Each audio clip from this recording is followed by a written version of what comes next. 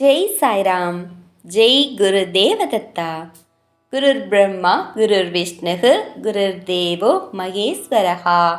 குரு சாட்சாத் பரபிரம்ம தஸ்மை ஸ்ரீ குரவே நமஹா. தியான மூலம் க்ரூர் மூர்த்திஹி, பூஜா மூலம் க்ரூர் பதம், மந்திர மூலம் க்ரூர் வாக்கியம், மோக்ஷ மூலம் க்ரூர் கிருபா. ஓம் ஸ்ரீ சுவாமி சமர்த்த.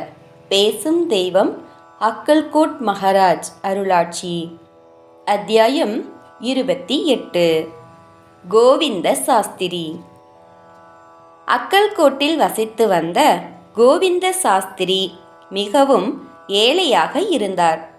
தினமும் சுவாமிகளை தரிசிப்பதை தமது வழக்கமாக கொண்டிருந்தார். ஒரு நாள் மனதில் சுவாமிகள் தம்மை நாடி வருபவர்களுக்கு எவ்வளவோ அனுக்கிரகங்களை செய்கிறார், ஆனால் என் வாழ்வுக்கு ஒரு நல்வழி காண்பிக்கவில்லையே என்று நினைத்து கொண்டே வந்து சமர்த்தரை தரிசித்துவிட்டு அவரது அருகில் அமர்ந்தார்.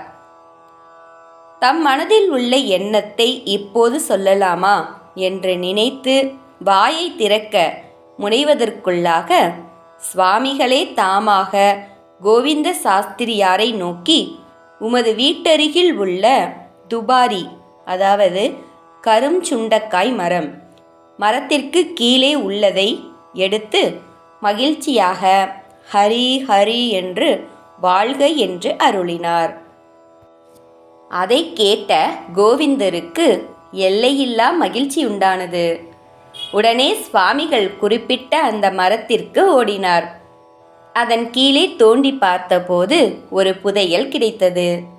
அவரது மனம் ஸ்ரீ சுவாமிகளின் அபார கருணையை நினைத்து ஜெய ஜெய சுவாமி சமர்த்தா என்று ஜெயகோஷத்துடன் வீட்டிற்கு புதையலுடன் சென்றார். குடும்பத்துடன் மகிழ்ச்சியாக வாழ்ந்தார். பின்னாளில் ஸ்ரீ சுவாமிகளின் சமாதிக்கு பிறகு அவர் தனது குடும்பம், சொத்து அனைத்தையும் துறந்து காசிக்கு சென்று முக்தியடைந்தார். குரு கடாட்சம் பரிபூரணம். ஜெய் சாய்ராம். ஜெய் குரு தேவதத்தா.